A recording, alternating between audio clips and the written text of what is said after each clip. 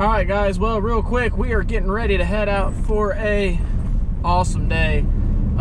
It is a Friday. Cold front's moving in. It's about 2 o'clock.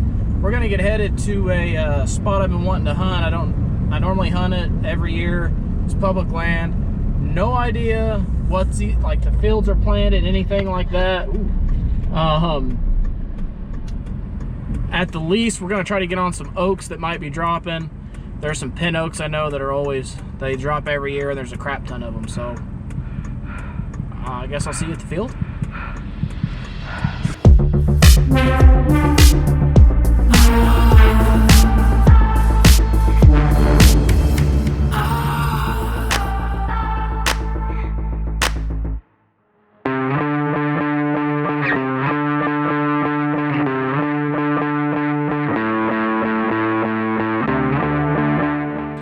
Walk down this tractor road, and we're gonna see what's planted in this field up here, because I ain't been out here to check this field and I'm interested. So if there's beans, we're gonna set one of two places. If there's corn, we're gonna set one of a lane of places. It just depends on what they got up here and what kind of sign. Just a little after 2, so we got plenty of time to do a little scouting. Wind's really not good for one of the spots I'm thinking about, so we may set back on acorns either way, but depending on what's up here is gonna depend what we put up. We got a cold front coming in this evening, and hopefully that's gonna get them up on their feet.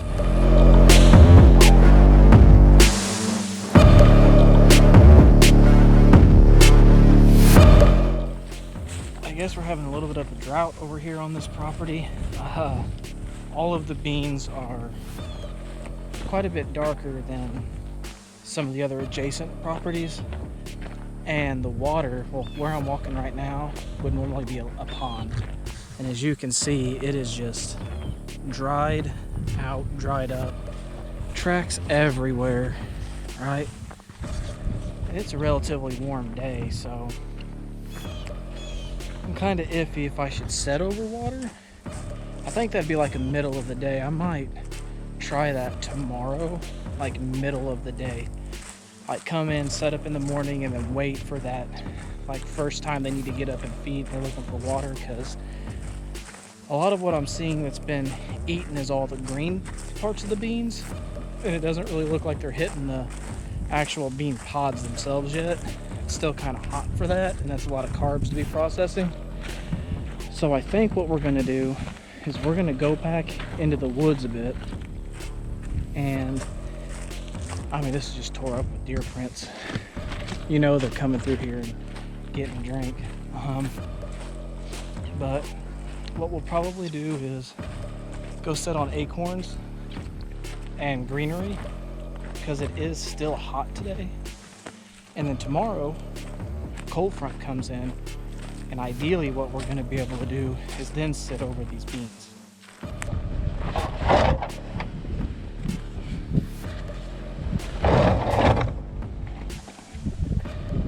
So I'm not a big believer in the whole like scent killer stuff, at least not to the tune of you're going to trick a whitetail's nose, because you're not going to trick a whitetail's nose. I don't care what kind of scent spray, dip, machine, or whatever you got going on. You're not gonna fool a whitetail's nose 100%. It's just not gonna happen. But I don't mind to like spray my boots and stuff, because if I can cut down on ground scent even just a little bit, they're still gonna know something's up. But it might be one of those like they don't know what's up and they still feel comfortable walking down the path. And if I can just cut down that trail a little bit, it's worth the 10 seconds to spray down, I think. Just me.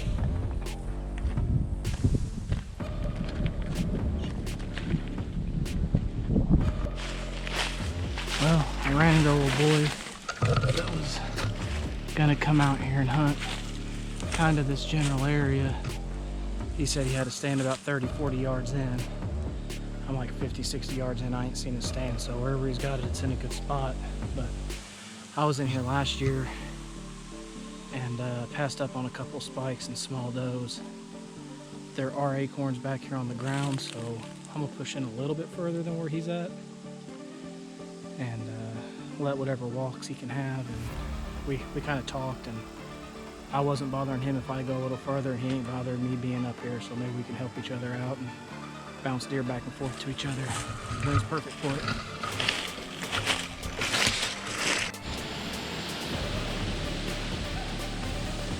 Alright guys, we're pretty well set up. And the thing is, we're only like 5 foot off the ground because it's 4 o'clock. So we have 4 to 5, 5 to 6, 6 to 7. We've got 3 hours. The sun is a little intense, but I've got about another 30 minutes and it's going to be behind the tree line and we're going to be in shadow. And like 25 yards out in front of me, there's a cut of sawtooth or bur oak. I'm not really sure which one, but there are these oaks and they're dropping acorns this whole way, and there's a real heavy path going through. My wind's blowing kind of at an angle towards it. It's not perfect, but I'm assuming they're bedding way back there in the back. And if they are, they're either going to walk right through there, or they're going to walk right in front of me like 10, 15 yards over here to this. Is a big open spot. And there's paths coming from all around it. And there's a strip cut on the other side. So if they're going to hit these, they've got to come through right here. And then there's another guy like 30 or 40 yards behind me. We kind of worked out where we're going to sit, and I really hope he sees something and gets something too, so I might be able to shoot one and then him shoot one, so that would be awesome. I'm going to get my face painted up because there is some glare and I don't want to risk it. And like I said, I'm only like 5 foot off the ground because there's really nowhere else to set. This is the only non-honey locust tree that's out here. Everything else has got spikes on it, so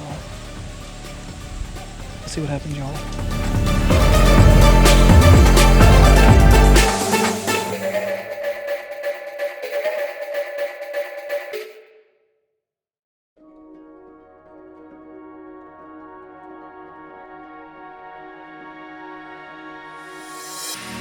What's up, guys? It is Friday, October 7th.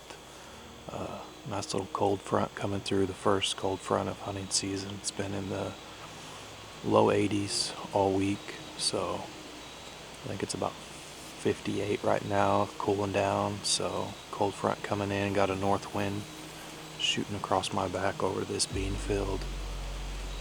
I've got big woods right over to my left, and then right out in front of me there's a mowed little patch here. Hopefully we can catch them coming out of here into the beans. It is a risk. There's an acorn flat out here behind me, so they could just stay on the acorns till after dark and then come out. But this is a property that I've hunted for several years now, and they move through here, especially in the evening. Even in all time of year, you can come out here and see deer out in this cornfield, or I'm sorry, bean field. Sometimes it is corn, but we are hunting from the ground tonight. Really not a good tree to put a stand in right here. I had one out there. The farmer kind of thinned the area out so you'd be sitting out like a sore thumb. That was years ago that I had that stand out. So we're just we got a huge old coal berm behind us that runs a few hundred yards out this way. So the idea is anything that wants to come to this bean field is going to move right through here. They can't really go across here. I mean, I guess they could, but it's a waste of energy and time. So sit tight. We've got a couple hours till dark. Hope we see something tonight.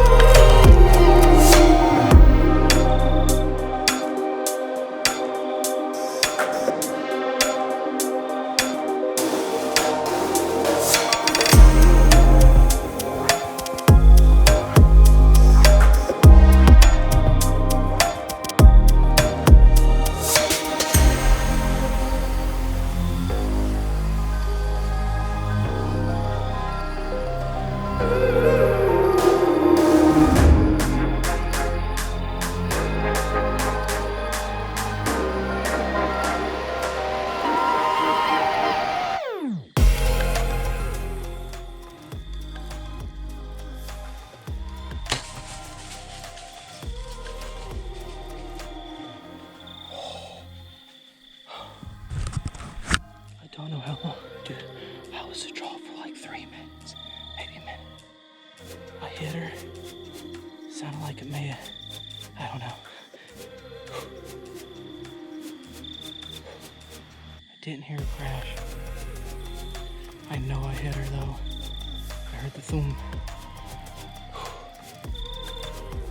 I aimed her for 20. She might have been closer to 25. I might have hit her hair low, but I aimed center mass. I'm gonna get down to check my arrow.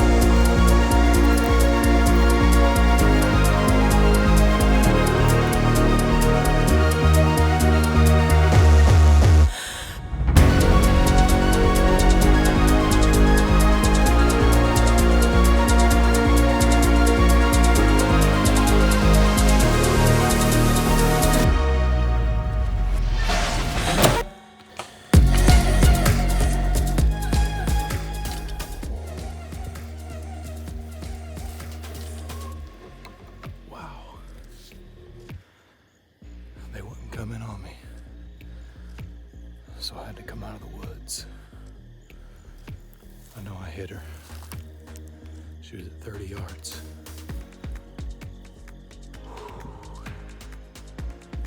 Wow.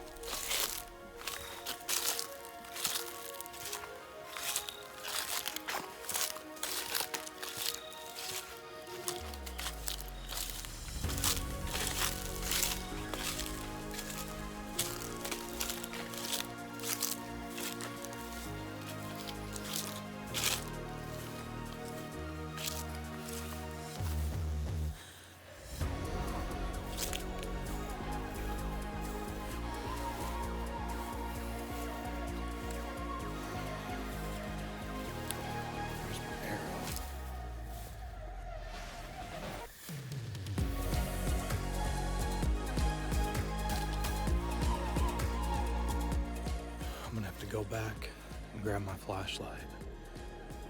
See what we're looking at here. I heard it hit her, so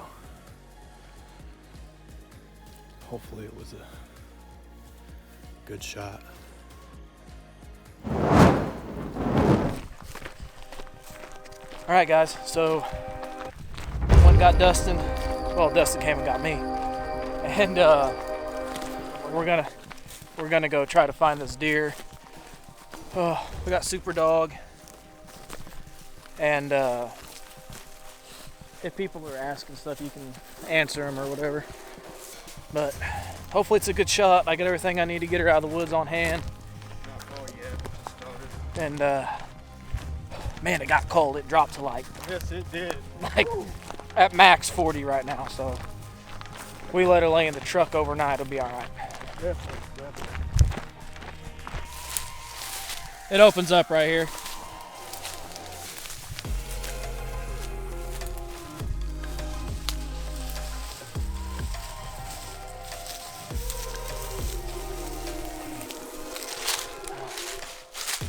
It's not looking too good.